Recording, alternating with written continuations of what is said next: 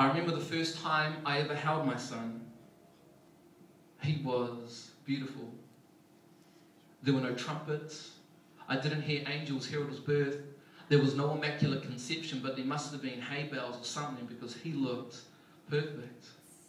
And I was useless against his charms, against those big blue eyes that for a year and a half I prayed would change colour, so he would resemble me in the slightest. But now, 3 years on, those blue eyes I love.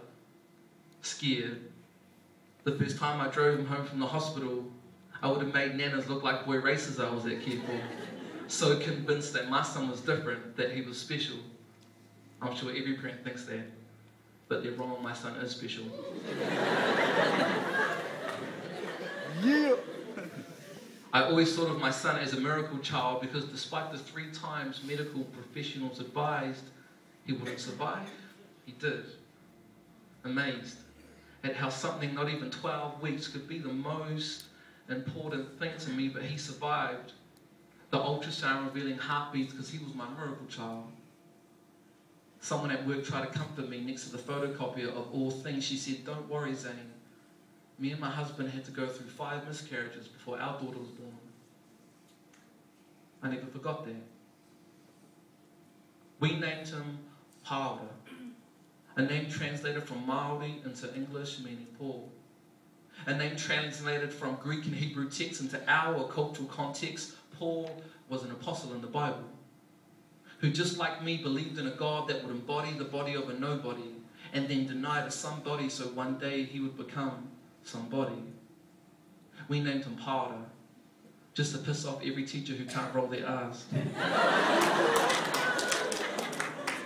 So everyone who mispronounces his name will remind him that he is cut from a slightly different cloth. Paora.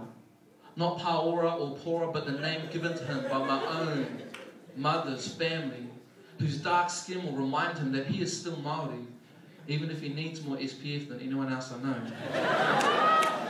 He's pasty. His veins testify that his blood type was also Ngāpuhi. Mamai, Kōwhiri, Karanga.